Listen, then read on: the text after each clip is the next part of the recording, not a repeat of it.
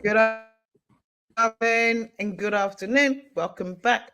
I'm feeling refreshed. I had some lunch, had some Coca-Cola, feeling a little bit more energized. So I hope you guys are good and you've had a good lunch or a good break and had some stuff to do. We are really excited. This is Maxine Watson. I just want to I hope I don't embarrass her, but I'm going to anyway. I've known Maxine gave me my first job in TV. Do you know? So I've known Maxine a very long time, and she means a lot to me. And it's a real pleasure to be able to speak to her about her work in the fact she got you got two. What was it? Two Emmys. Two Emmys. Yeah. The program got three. I didn't get them. The program got them. Excuse Let's be me. real. Not Let's be only did she not 100%. get them, the program got free. I apologize. Yeah, the And program got three. you Got went all the way nominated over to for LA to 12, get them. and he got three. Yeah, No, but that's not a bad. That is not a bad bloody scoop. You know what I it's mean? And fine. It's particularly better for than The kind of, Color Purple, being nominated for 12 and getting none. and it was a docudrama, most definitely. So no, it was phenomenal. And we were really excited and really proud for you as well. So all we need to do is kind of chop it up, hear a little bit about you, hear a little bit more about the project, behind the scenes of the projects, and some of the challenges and the rewards of bringing it to screen. And obviously, because you are such a veteran, get some advice in terms of how we can navigate through the climate at this current time. Lily, before we get started, do you want to jump on and give us our whistle stop tour of, for those, you guys probably know it by now, but it's always good to just give you a quick refresh. So as quick as you can, Lily, let's tell them how to use the platform, how to communicate, and how to come give questions. Excuse me. Lily, are you out there? Oh, my voice is going. Maybe she's still Excuse me a second. backstage. Is she still backstage? Every time I try and do it, I'm really bad. Anyway, at the top bar, as you can see the TV Collective. Next to it is the schedule. Look down the schedule. Next, after this session, we have a one-to-one with Nasfim Hack, controller BBC Free. So that's going to be a good one. She'll be talking about opportunities, how you can pitch to her what she's looking for, some of the challenges she's going through at the minute, or not her, but as the industry is going through. Next to that is the most important buttons is that you have a people's button. The reason why I say this is one of the most important buttons is this is where you can connect with everybody who's registered to attend a festival. You can see who's online currently, and more importantly, you can bombard Maxine with questions by sending her a DM. Well, hopefully she'll respond, but definitely make sure you jump in her DMs and answer her questions, particularly if you don't get them answered today. You can also that facility will be open through the duration of the festival. Remember, when you're not in the festival, we do have a lounge facility which allows you to kind of connect and talk and engage with each other. You can sit. We've tried to brand them by factual, scripted, unscripted, and the like. You can jump on tables and speak to each other. So make sure you guys are using that facility. All right. And then lastly, make sure going down on the left hand side in the grey box, which is pertinent to this session only, you have the chat button. So please make sure you put something in chat. Say hi to me now. Let's say hi. I'm going to say hi. Please jump in and say hi and let us know how you're feeling and where you are today. Underneath the chat facilities, we've got Q, which is questions. Put your questions in there. Makes it a little bit easier for me to follow the questions. Obviously, underneath that, you can see who's in the session. And if we had polls, there'll be polls. But the most important button along these is the button that looks like two pieces of paper. If Maxine mentions any resources, or there's any resources pertaining to any sessions, we'll attach them there. And when you go back into the sessions, all the resources we've bundled together. All right, enough of the house. Enough of the house cleaning. Let's jump into it. Maxine Watson, welcome. Hello. What Hello. fantastic! It's really fantastic for you to be here. Are you currently busy? You working on loads of stuff at the minute? Yeah, I'm doing a Storyville. That's sort of my main thing at the moment. That's in the edit. It's a really interesting story, shot in America, and then I've got some scripted pieces. We have some IP that I'm working on somebody else with, which is taking a very long time. But yeah, so all sorts of things. Really. Wow, that is fantastic. And I know you documentaries. I know that over the years I've spoken to, you've always had a passion for working in scripted. So it's excited to hear that you're doing more work in that area. For those who don't know you, most people do. Do you want to give us a quick whistle stop tour of your career? Kind of, obviously, there was a moment you were head of BBC documentaries. You've been a commissioner. You've looked after some really massive brands. Do you want to just give us a quick whistle stop tour from kind of roughly when you started, or kind of what got you into the industry to where you are now? Really, whistle stop. Well, okay, whistle stop. I kind of Hmm. fell into the industry. I didn't sort of, have harbour any ambitions to passionately work in television. I don't think not a lot of Black people did, really, to be honest, and I was no exception. And I went to the BBC and sort of came in as a trainee. And as a trainee back in those days, what was brilliant is that they used to send you to all different parts of the BBC. You could go to, features, documentaries, consumer affairs. Like, I worked on Watchdog, Taking Liberties, Rough Justice. And so, and then finally sort of, kind of go from contract to contract. And then I was given my first staff job in current affairs. And I worked where I met you. I worked on Black Britain and edited that magazine programme when Pat Young left. And then after that, I went to commissioning and started working with indies. And I was in commissioning for quite a while, doing documentaries and looking after brands like Who Do You Think You Are, Pottery Throwdown, the Met Policing London, Baby P Story, a mixture of series, singles, formats. I did a stint in daytime. I've done drama docs like The Scandalous Lady W, Mrs. Mandela for BBC 4. So yeah, I've had a wide-ranging career, and then I left the BBC and went to work at 2020. I was the head of production, and currently now a freelance exec. So that's whistle stop. Yeah, right there. That was whistle stop, because and you kind of squeezed in and probably undersold some of the amazing stuff, because you looked after Who Do You Think You Are. You're quite responsible for that. There's a the massive very brand series. Yeah, and I named it too. And you named it too. So not only did you look after it, he has that name. Has that name because I named it. You named it too. You named it too. What's been one of the most kind of significant moments in your career, or one of the things that you're most proud of that's kind of stand out for you? There are lots, actually. Who Do You Think You Are is one of them, because I think that program, we didn't really know what it should be like. We thought that Jane Root, the very astute Jane Root, who was the controller of BBC Two at the time, wanted a program that utilised the talent on her channel. So it was all BBC Two faces. And she had this sort of very old idea. I think it was called Back to My Roots when she had it. And we figured it out. We sort of filmed it and filmed these great interviews, but it was really made in the edit, because we were really afraid that people would be bored by the paper chase. You're literally having white gloves looking down a list of names of dead people, and would the audience take to that? Would they switch off? But in actual fact, they did. They liked going on that journey. They liked the paper chase. And I think the way we packaged history, I think programs now do that as a matter of course. And I think they do it because Who Do You Think You Are did it so confidently. So I'm really proud of that. Stories that we did, like, Baby P, which was the truth behind that story, a really, kind of awful story, but it just sort of showed you that, the power of the press.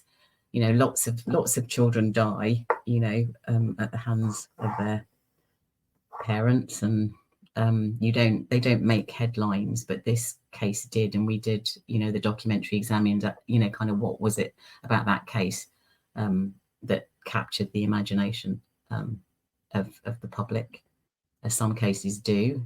I think my documentary that I made called Why Stephen, which I won an RTS award for, and I did that with Charles Wheeler, and I loved Charles Wheeler, all the stuff he'd done in America on civil rights, and then he agreed to do this for me, and I was beyond chuffed, actually. And and it was a film actually that compared the Roland Adams case, with Stephen Lawrence's case. So I think those are sort of the standout things for me. And you've been really lucky to be able to tell mainstream stories from the Black community, and kind of how have you balanced that throughout your career? Because oftentimes people get quite pigeonholed, don't they?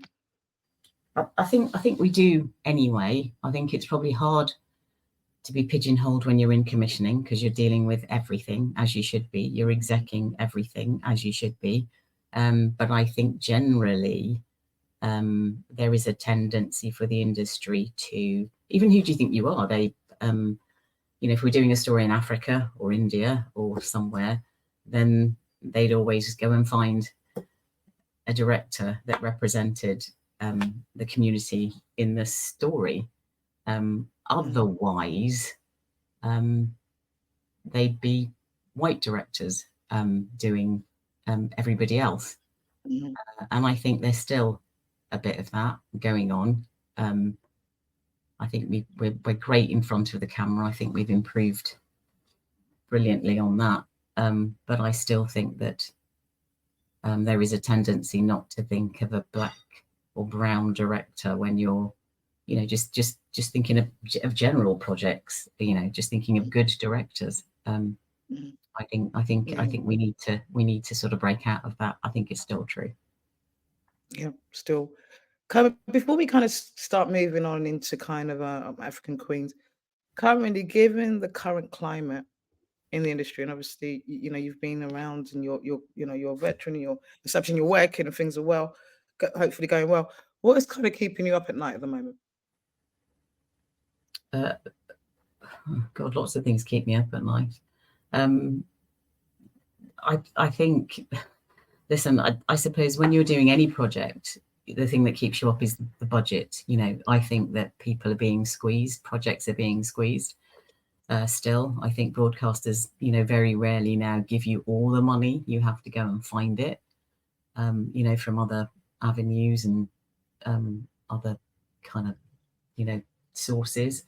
And that can be worrying. And I also think it puts pressure on, people down the chain that are sort of working on the ground.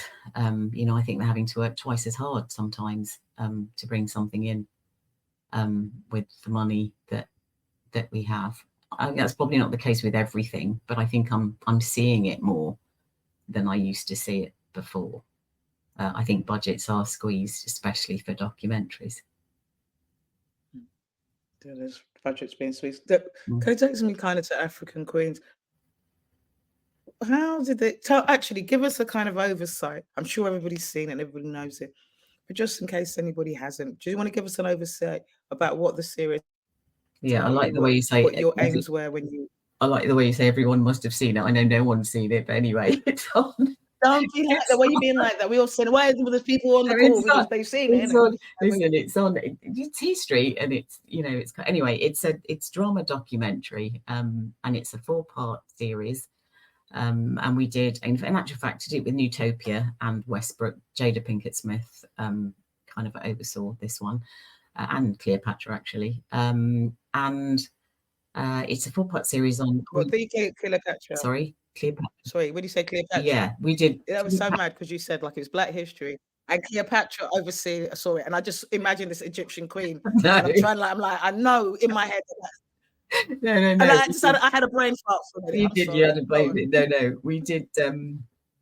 We did the 4-part on Cleopatra first, and then we filmed Ginga second. But both of the ideas were from Jada Pinkett Smith company Westbrook. And it was, she approached Netflix and said, I've got this idea. Why don't we do African Queens? And there are so many stories we've never heard. And apart from Cleopatra, who else is there? And Netflix says, yeah, great, do go forth and do that. And so they partnered with Newtopia, Jane Reed's company, and we made both series. And Queen Njinga of Angola is a sort of, she's the original woman king. That is actually what she called herself, and she inherited her father's kingdom of Ndongo in which is now current day Angola. And the story is about how she fought the Portuguese and the Dutch to really retain sovereignty over her kingdom, which meant, sort of strategizing, finding ways to stay one step ahead of them. She learned how to speak Portuguese. She negotiated with them, traded with them, fought them, for about 70 years. And she did sell slaves, which was, at the time, a lot of kingdoms had to give a certain amount of people when they were vassals of the Portuguese and the Dutch states. They had to do this. So she's stuck between a rock and a hard place. But her abiding achievement is that her kingdom was never taken by any of those European powers. So this was her story, told in 4 parts, with a mixture of historians, experts, and drama of her life with her sisters. And we shot it in South Africa and Morocco. Wow. How did you get involved in the project? I think this is kind of one of those sort of key kind of light bulb moments when you partner with someone like Westbrook and they say to Newtopia, how diverse are the people that you're going to employ to make this? And they literally ask the question, and they say, well, you need to have a very diverse team to tell this story, a team that reflects the story in actual fact. And so Newtopia had to, obviously, find people. And I've known Jane for a while. And I went on as the exec, and we had African writers, two African women. We had, story producers, edit producers, story editors, even our 2 trainees. So it was a really, really diverse production, because it had to be. It couldn't have been anything else. And Jada, who used to come on Zoom sometimes, insisted on that. So, and I think that's, I think that's all to the good. You should do that. And do you think that might not have happened had Jada not been as insistent as she had, or was that or was the production team quite conscious that actually, right, maybe we might not have had that much diversity, but this has to I'm not saying that you wouldn't have had any, but I think it does concentrate the mind when, when your production partner says, oh, okay, show me, who have you got? And where are they? Where can you find them? You have to go, if you have to go out and do it, and they did, bless them. They did go and make sure that we had those people. And you think that, I mean, it sounds a bit of a stupid question, but I suppose it's always an interesting. I was going to say, do you think it made a difference to the storytelling? But maybe it's like, how did that show up on screen, or how did that show up, having that diverse team? How did that show up, particularly with this story? Well, I think, I mean, even we worked with, I mean, it sort of was from top to bottom, to be honest, because we worked with Film Africa in South Africa. And honestly, the first day I went on to set, where we went over when they kicked off the filming, and we had Itoshia Hilton was the director, another brilliant Black director who has done lots of other dramas. I think he's doing a film now. And on that set, honestly, I've never seen so many Black and brown people running about. And I don't just mean the actors, because obviously, but people, kind of camera people, camera assistants, gaffers and all sorts of people just running around really young and sort of, and I just looked around and I thought, my God, I've never been on a set that looked like this. I don't know what Top Boy looked like. It might have looked like that, but I certainly had never seen anything like this. And it was just so pleasing. Apart from the actors and everyone, and I had a chat with Film Africa, and they said that they'd worked really hard, over the last decade, to train people, to get young people involved, to provide access to, the skills you need on a film set. And it was just beginning to pay dividends. So yeah, it was an extraordinary experience, actually. Wow, that does sound quite amazing. Quite one of those kind of moments where you can sit down and capture that for the memories, like feeling really Yeah. And then proud. sorry, I didn't even How want did to. you? Sorry, and actually just the writers, having the writers write the story, two African women, Yeah. Nene and Perez. And Perez was in Los Angeles, and Nene was in, I can't remember where she was, but Nene's also, her full-time job is she's the ambassador to, and I'll remember it in a minute. But having the both of them write this story from, an African point of view, which meant that for them it was about seeing it the way Njinga might have seen it. And I think that was extraordinary. I mean, it's quite an emotional process as well for all of us, because for them, it was about, the ones that were left behind. And for me, it was, my ancestors that were not left behind and were, sent away. And for the first time, kind of having a story that had so much to do with my history, ancestry, everything, was really emotional for all of us, that was on this. Yeah. That must have been a really powerful film to work on, and I can imagine It everybody. really was. It really was. People connected in all kind of different ways. Mm. How did you kind of approach the balance, historical accuracy with the dramatic storytelling? So how did you kind of find that balance? With drama documentary, you have, the stories are, as really well researched, and you're trying to, be as accurate as you possibly can with the evidence, that you've managed to find in the research that you've done. And obviously there are gaps, and in those gaps you have a bit of dramatic license, because obviously we don't know what she actually said. So you're writing a script and assuming that, she might have said this, or she might have reacted in this way, or whatever. We do know what she did, where she went, and all of that. So you do have to be accurate, and then you have experts that are then giving you, their interpretation, and and sort of giving you context, for the time in which she lived in, and kind of trying to explain the actions she might have taken at certain points in her history. So yes, you do have to be accurate, but so much of this is, so much of what you don't know, you have to interpret. So there's a bit of that in there as well. A bit of that. How long did it take to research the kind of pull all that information together? I can imagine it must have taken a while to get all that Yeah, and I get it mean, to a place. by the time I got onto it, I think they'd been at it for about, I don't know, 6 months or something. Wow.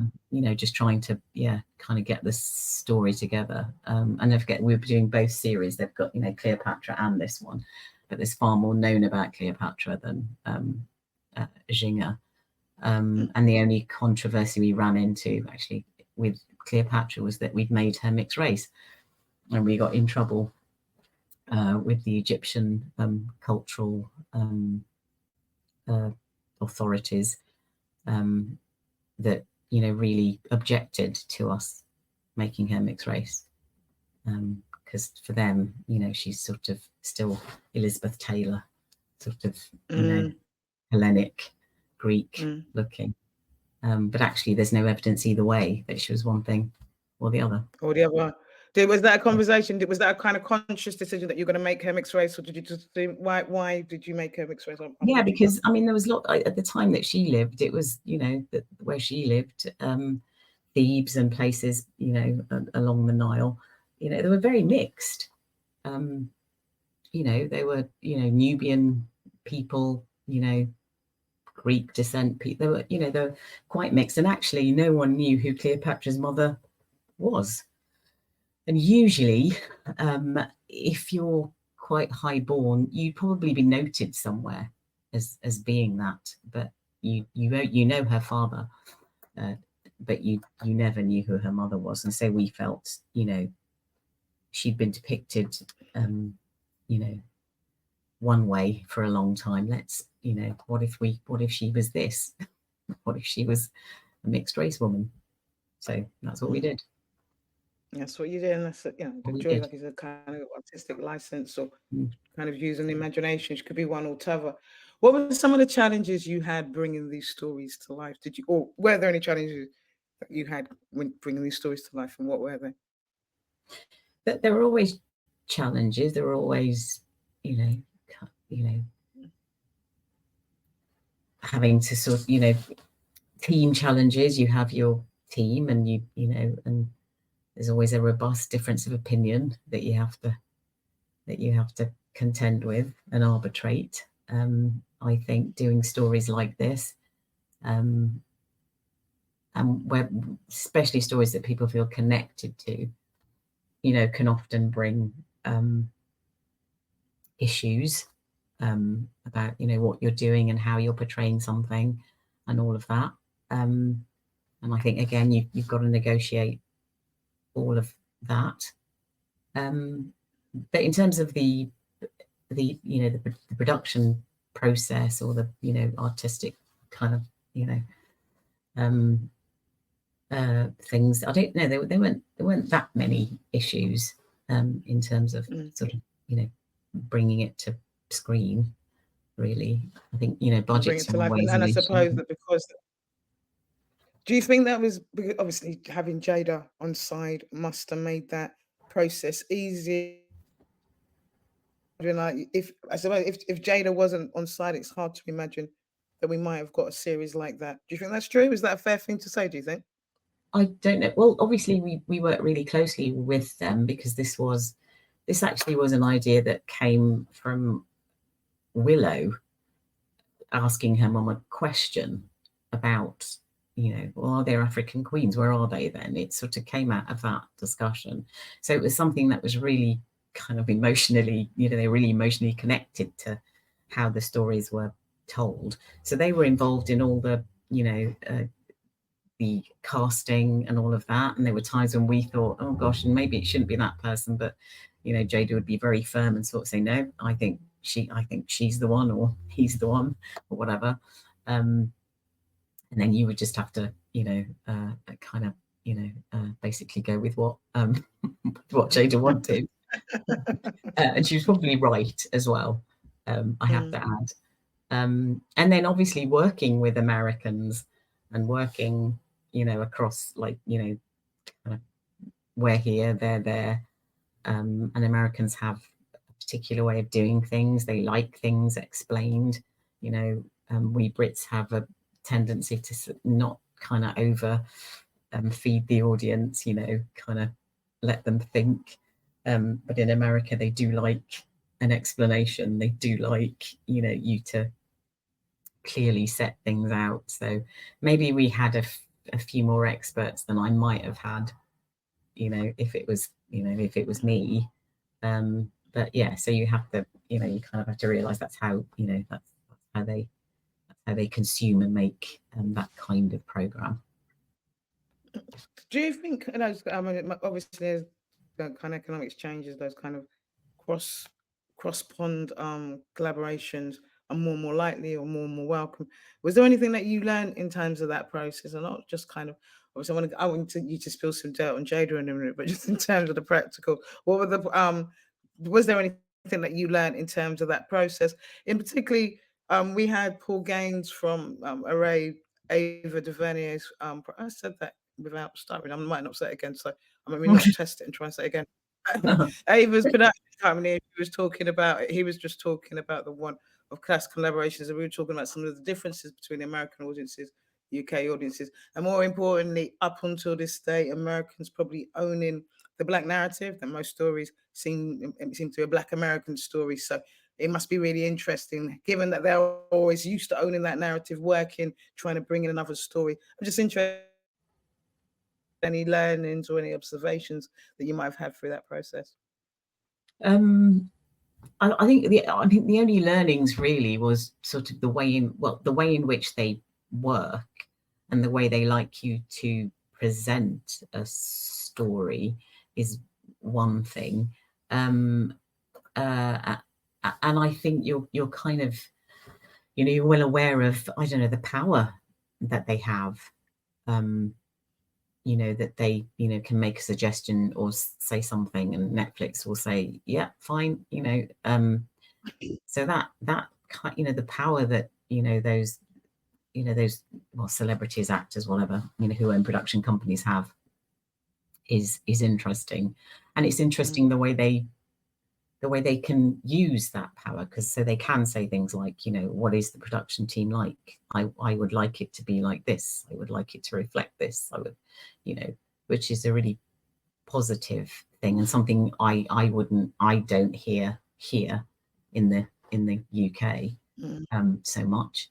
But I think I suppose when we did Who Do You Think You Are, and it went to America, and you had to oversee the reversioning of an American an episode for American. We did 6, I think. And I remember the exec saying, "We want it exactly the way you do it in the UK. Really, we don't want to change anything." Really bad accent, anyway, something like that. And I remember we started cutting it, and literally they came back and sort of said, well, no, it's a little slow, and we need you to explain going in and explain going out, and and maybe not this music but this music, and take some of the history out and just have her talking. So basically they wanted something very different to the way we did it. So I think, I'm always intrigued by, I don't know, the way we consume and make programs and the way Americans do, and then by the same token, I can't, you kind of look at documentaries that are streamed, and you can, and I sort of think that there's probably a move probably towards perhaps a bit more towards the way they do things. Oh wow! Probably if I was gonna say anything. And because I was going to say that kind of moves on to how you would you tell stories for a global audience, and particularly, I mean, it was really, if we were to believe what the industry tells us about our stories being too niche, you had kind of double trouble, didn't you? You were telling a story about a black woman who's in history, right? So what were some of the challenges or some of the considerations you had to do in terms of putting that story together? Were there any challenges, or were there any consideration, or was it quite easily received? No, there's no challenges with pulling it together, but I can absolutely say that I knew that it wouldn't do as well as Cleopatra would do when it dropped on Netflix, because it is history, unless you say it's untold history virtually, and it's a name that nobody outside maybe Brazil and Angola would recognize the name of this woman. So you have that challenge. However, Jamila Farwell at Netflix was, she was so proud and really wants to tell these stories and thinks we should.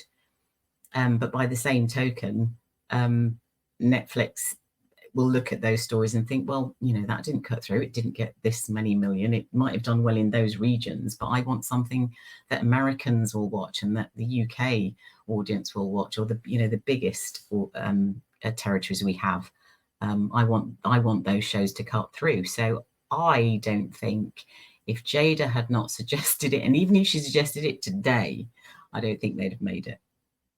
Wow. Why say that if she had suggested it today, you don't think they would have made it? Because it's interesting that such a short time, you think that the appetite or the appetite or the climate's changed that much. Oh yeah, definitely. You know, you actually, Jamila's probably not there anymore, I don't think, in fact. But I think that, you know, that I mean, they'll do, you know, you'll see, I saw something the other day, I can't remember who, was it Julius Caesar? I don't know. They'll always go back for Henry VIII, and, you know, the kind of, you know, the sort of starry historic figures. They'll always go back for those. But I think in terms of the stories we want to tell and would like to tell, you know, unless it's some fantasy world, you know, woman king, you know, or woman king, or Wakanda forever, I don't think you get it sold. I don't think they'd take something like this. How do you get those stories to audiences then? They're such important stories to be told. Yeah, they really are. Particularly for us.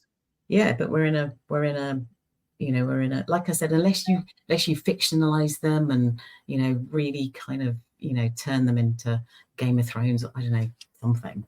Which actually Jinga's story was sort of like that. I think you fictionalize, you know, that I think it'll be that kind of thing. I don't think, you know, a sort of, you know, a nicely told drama documentary, you know, that probably won't cut it for a streamer. And you say that because it just doesn't have. No, all right. No, why do you say that? Because of the audience? What makes you say that's quite depressing, actually? Yeah, because you say that, it's like, oh, there's so many stories that need. I'm not saying that you can't do them. I'm saying that for a Netflix, you know, I'm not saying, you know, the BBC might still do things like that. I don't know, you know, but you know, if you're not doing the figures, if something drops and it's not, you know, in the top whatever, and you've spent millions on it, and that's all, you're not getting, you know, you're not getting the eyeballs back, then, you know, that's going to be very hard to pitch another one like it.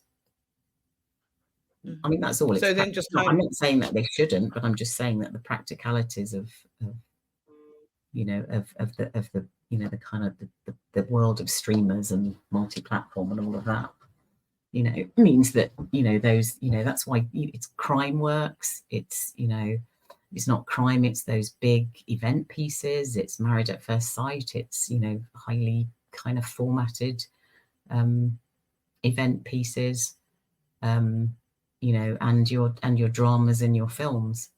I think history, and how you do history and how you know, tell stories that aren't that well known has to be thought about, I think.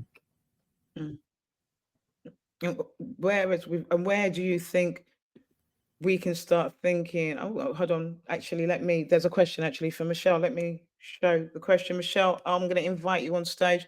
If you want to come on stage, please do jump on. If you can't, just let me know in chat. And that, I mean, I hope that this opens up the opportunity for you guys to ask questions.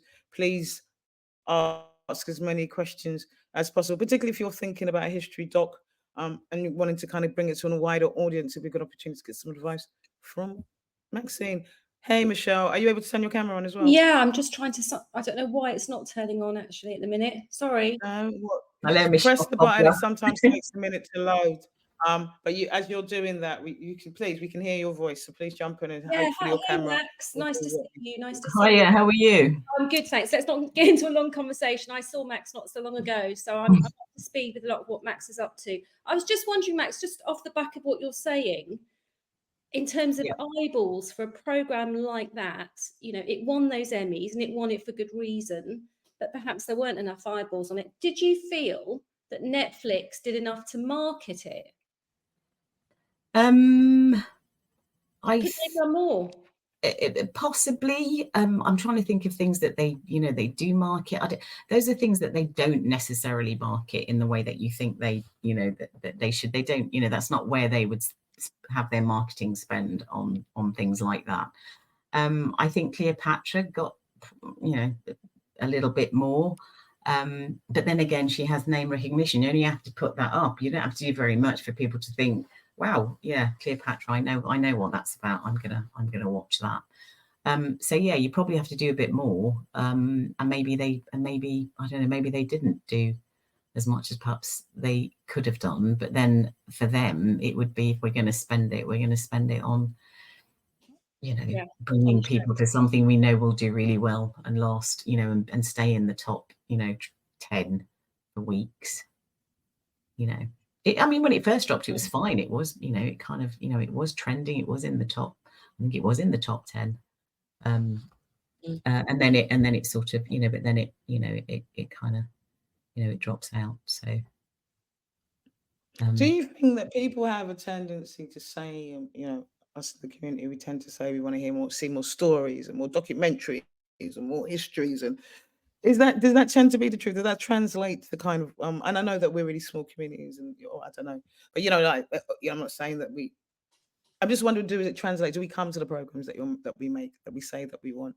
Do we kind of come to, in your experience, does it get the support and the viewers that you would want it to, as the communities come out and support these films? No, I think that's true of all of us. It's true of me. There are things that I know I should watch, and and if I'm not in the mood, I don't. And I'm like everybody else. My viewing habits are, I will watch the dramas and the Love at First Sight or whatever it is that's on. Yes, of course I'll watch those.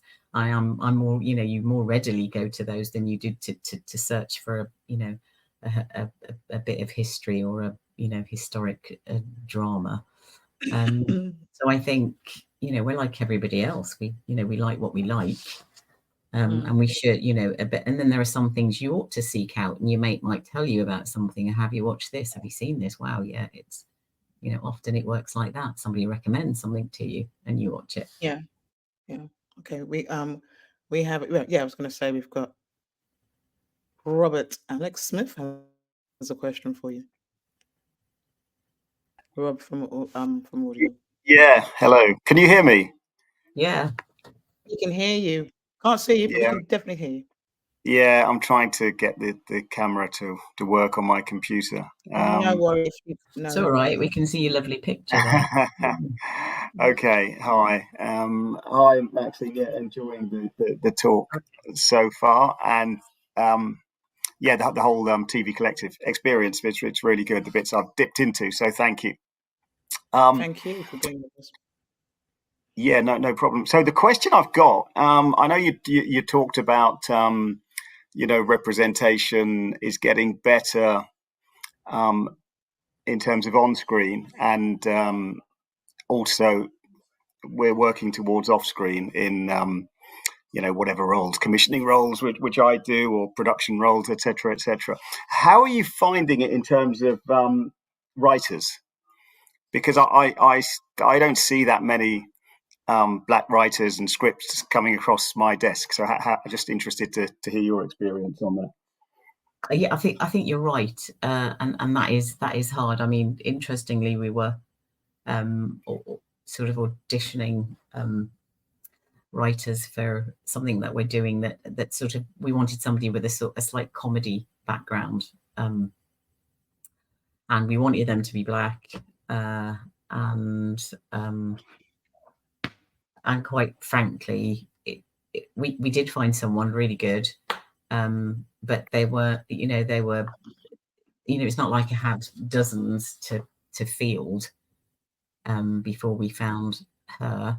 So I think you're right. I think, and then you look to theatre writers, and you often, if you've seen something in the theatre, and there are some great theatre writers now, especially people.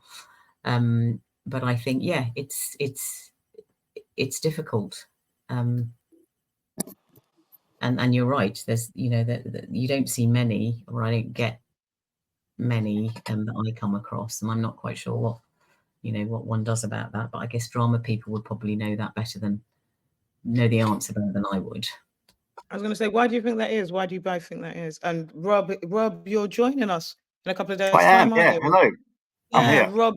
Yeah, Rob is exec commissioner from Audible. So you get a nice sneak previews, and we look forward to your session.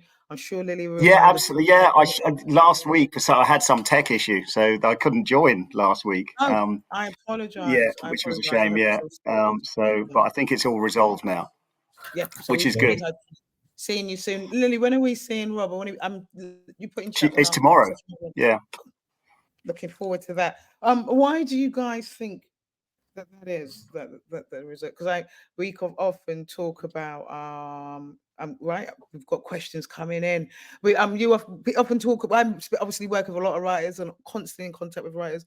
Talk about how difficult and challenging they find getting those opportunities. Why do you think that you're both seeing the kind of wealth of talent or wealth of writers coming? Any ideas why? What that might be about? Can't answer both at once. Yeah, I mean, like I said, I don't know. I guess you'd have to be in the drama world to know, where the sort of the blockage in the pipeline is or whatever. I do know there are lots of writers that write for writers' rooms, and they're in writers' rooms and they're in America and they're, I know that there are, they are there, and I'm just but they do tend to be really busy, some of them. And in demand, but like I say, there wasn't like a huge list of people that you could choose from, but that may mean nothing. I don't know. Yeah, I suppose it'd be interesting to speak to various people across all areas in the pipeline. I suppose of producing new talent and seeing how many new Black writers are emerging, and what happens to them on their journey. So I'm sure that somebody out there listening would have a good idea on that. Definitely. But all I'm saying is that I know at the top level in commissioning writers for various programs that I do, there aren't that many Black writers reaching that level in terms of the scripts I'm seeing. Well, I'm hoping some writers are going to be out there and join us tomorrow, so we can kind of chop that up a little bit. Maxine, that'd be great. Yeah, that'd be really good to come I and know, share. not personally. I'm looking for some writers for a couple of projects. Did you hear that, guys? He's looking, and this is Rob is the exec at Audible, and he's looking for Black writers. Yo, you want to spread the word? Sorry, Max, what was you going to say? I mean, and look, some of them are, some of the stuff I do, away from my day job. So, a couple of other projects I'm working on.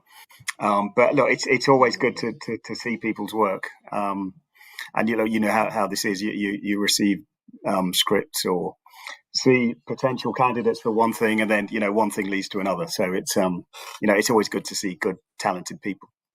Yeah, and I was just going to say that I know that there are agencies that do, that obviously they're all the good ones have agents. So are the agents putting people up? Are the agents I don't know, is there a proper connection between the agents and you or anyone else out there that that are looking for writers? Maybe not. Yeah. It's Cynthia did a session. She's with Curtis Brown, isn't she? Does she represent writers or? Brown has quite a few of them. Yeah. Okay. All right. Well, thank you, Robin. We look forward to seeing you on the morrow.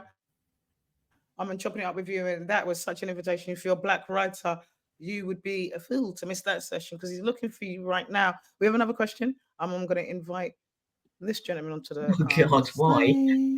Why that one? Let's see if he will accept our invitation. Simone, can you please ask what Maxine did and learned about African American take these stories? Oh, sorry, my spelling right. Simone, please ask what did Maxine learn about African American take on stories in the film compared to the British take? I'm hopefully, I don't know if Pat's going to join us. We're awaiting the response. You asked me that, and I think I I think you asked me that Well, tonight. Pat's asked it again, so clearly he did not feel that you answered it sufficiently enough. Now, do you want to just go back over it again? Look, tell us some of the other things that you kind of some of the other observations. The thing is, you can't the take on the story, on that story. If we were telling a British story, the question would be slightly easier. But if you're telling an international, you're telling an African story to all intents and purposes with African actors and African writers, so the take can only be theirs. Do you see what I mean? The take can only be their take. I think the only thing, like I said, is the way in which Americans want everything explained to them, even though we feel that the drama probably explains much more. And I think I found that interesting. Things that we would get, they would say, I don't understand this. Could you get an expert to explain this bit and that bit? And we'd be thinking, but the drama explains that. Do you have, So in that sense, there's a bit of that. But genuinely with this story, that was the story. And, we got Jada to do some commentary for the beginning of it and the end of it. And yeah, what it said, and and kind of the bits we chose to focus on, we were in total agreement on what those bits should be. So yeah, I think on that story there wasn't much of a comparison to a difference. Natty, I've seen your question. I'm just going to Pat to answer another question, but saying you'll ask the supplement. I'm going to say, Natty, I've seen your question. Don't worry. I'm going to call you up next. Are you going to come on now to ask your supplementary? Yes. Ooh, exciting. Pat is with us tomorrow talking about portfolio careers. So this is a real treat, people. Pat, are you there? Pat's got a supplementary question. And then Natty, I've seen your question. I'll come to you straight afterwards. Wonderful. I'm here. Yeah, you are, and we can hear you. You can turn your camera on, that'd be fantastic. But if not, It's turned on. I don't know what. I don't know what's happened to it. It is turned on. Oh, Max, sometimes it takes a minute. Okay, there you are. Yeah, it takes a minute to kick in. Sometimes. There you are. Silver Fox. The real question, and I know a bit of the answer because we talked about it, is the African American response to the idea that Africans enslaved other Africans, which I know got very involved on their side, and that whole business they got, as I understand it, got quite irate about. Yeah, I mean, Professor Skip Gates got very animated, I should say, about the fact that he felt we should have majored on the fact that Xinger sold people into slavery, as lots of African leaders did in the 1600s. And we felt that we had explained it sufficiently in the piece, and that we didn't feel that it warranted labouring that point, especially as the scale of chattel slavery was industrial by that time. And whatever she was doing would have been like a drop in the ocean, or in the in terms of that story. But he got quite angry. But I think what we did the right thing, I think. The Pat, does that answer the A question? supplementary, as I'm here. I thought that was your supplementary. Was that not your supplementary? No, because the first question was already answered. What was it like working with Netflix compared to working with, say, the BBC or Channel 4, especially on a story like this? How did you find that experience? I thought she was great. Jamila was great.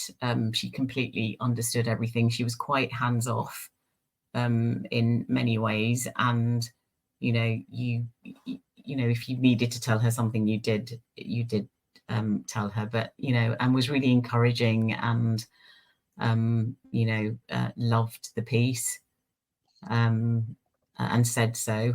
So I really enjoyed working with her. You know, she's a young woman of color, you know, and, you know, had that, you know, held that job at Netflix, and it made a change. It was nice working with a commissioner like that. Okay, thank you, Pat. We've got a few more questions that we're going to try and move through as we round up. We're kind of coming up to the end. Natty, I know you had a question. Let me invite you on stage. What was, let me see, I cannot see that question. Yeah, what was the main difficulties you faced making African Queens? Max, what was the main difficulties you faced? Sorry. Yeah. Main difficulties. Can you hear me? Yes, we can, Natty. Okay. Mm-hmm. Yeah. The main difficulties, did you say? Yeah, that was. I think that was the question. What was the main? Sorry, Natty, please go ahead. That's fine. Yeah, what was the main difficulties that you faced making that African Queens? I don't think I describe it as difficult, really. Like I said, it was emotionally challenging for the people on it, and, you know, with that story, and it was. But I think what I loved is that, because there were so many of us, you know, people of color on it, you always had people to talk to bounce ideas off. It, or, you know, from the director to the actors and everyone, and when it all came together and we were all there on set, I realized just how much it meant to them, the story, and that, you know, the importance of the story being told. So I think it was more it was not a difficulty. It was a real privilege to do it, in actual fact. And you sometimes, you know, like having a baby. Sorry if you've never had a baby, but, you know, you forget the labour pains. Natty, can you relate to the baby? You like I having can a baby. relate to the baby. I can relate to the baby. You forget the labour pains. You know, you produce this wonderful. But like, so what would you say then? Like, as a follow-up like question, like, what would you say? Who would you say like played a pivotal role in the making of the African Queens? Like for you, like, or was it yourself, or was it somebody that you thought, oh, like her or him, like that they played like a pivotal role in the African Queens journey and being on set or pre-production or, you know, just the whole essence of making it? God, you know what? There were so many of the women. I think that the writers, the director, the script editor, the story producers, Holly, you know, people that were really invested in it. I think just the support of, you know, Ben Fox, who was the showrunner, and Ben Gould, who works at Newtopia. The fact that they, you know, they sort of, they left ownership of the story to the people that knew about it. And I think that was the most refreshing thing, because often you can get, you know, the powers that be, you know, white men in particular, sort of stomping all over it, and demanding this, that, and the other. But that didn't happen on this. And we were wonderful. You know, we were allowed to, you know, to sort of to do it.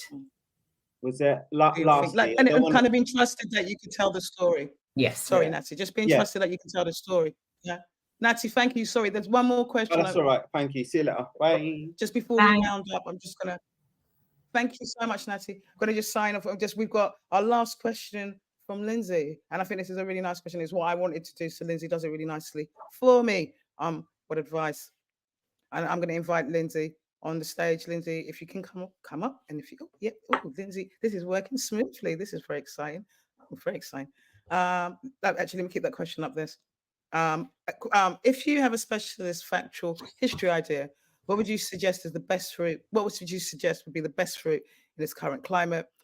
Pitch it as an individual, client, indie, or go to a big production company. And I know Lindsay's joined the stage, and she can also elaborate or ask that herself. Lindsay, yeah. Hi, Max. Hi, Lindsay. How are you doing? I'm Mate, good, on tonight. How are you? I'm all right. Oh, good to hear. Wait, sorry. I'm like everyone. I can't find the video thing. Oh, there we are. Hello. There you go. Hi. So it's sorry, it's spelling away a bit from African Queens, in that it's kind of like more on a history idea, and sort of in this climate, if you did have one, so with your sort of wealth of experience, what would you do with that idea? Would you sort of pitch it yourself? Would you make a small team? Would you go to a bigger production company? What do you think is like the best route to do with that in this particular climate? I think if it was a really good idea, I think you'd go and find an indie that you like, where you like the work they do, and if it's it might be a black indie, or probably preferably, and if they do if that is their thing, specialist factual or history or whatever, then I think you pitch it to them. And if they like it, you go in with them, if they think it's, because I think they'd be able to interrogate it as well a bit more, and you pitch it through them and with them. Can I jump in and say Yeah. something? And it should encourage you to come to tomorrow's session. I think if Rob was up there, he may suggest make a podcast, because you can get proof of concept and test the idea. I'm just saying. I'm pretty sure if Rob was there sitting in the audience, he's nodding frantically and saying, "Yes, make a podcast first. Test the audience with a podcast." Yeah, and then he'll be around. That's possible as well. But you still have to pitch a podcast idea as well. Eventually, you still have to pitch it. Just have a bit more proof of concept. Yeah, but it just gives you a little bit more proof of concept and a little bit of an audience testing. And as Pat says, speak from experience. Speak from experience. Speak from experience or speaking from experience. I'm not sure. Anyway, who's saying that? Yeah, that's what you mean. right. I'm not sure. Yeah, that's right. But the point is just, Lindsay, I think the point is just that you can't just go with an idea yourself and pitch it. You always have to, you have to pitch through a company anyway. I think that's just the way of the world. Yes, Pat saying you should speak from your experience, but yes, we'll leave that for another time. We have done a podcast, and has that been a fruitful way of getting ideas across? Has that been an effective way to test drive ideas first? It's a great way to test drive them, but still you still have to sell them. You have to sell the podcast as well. Point. So you're still in that in that loop, really. Okay. I know that one of the things that I'm keen to talk to Rob about tomorrow is using podcasts as a development tool, so we can kind of. Oh, guys, we are trying to finish. Now I think we have one last. Thanks. All right, cool. Just lots of people saying thank you. Listen, fantastic session. Thank you, Max, for sharing your experience and expertise. No problem. And that was great. I mean, and we're so proud that you were able to make that story. And it's sad to hear that time is gone. Hopefully, we'll be able to kind of ensure more stories like that, unknown kings, queens, historical figures that we really love and respect, to brought to the screen. So thank you so much.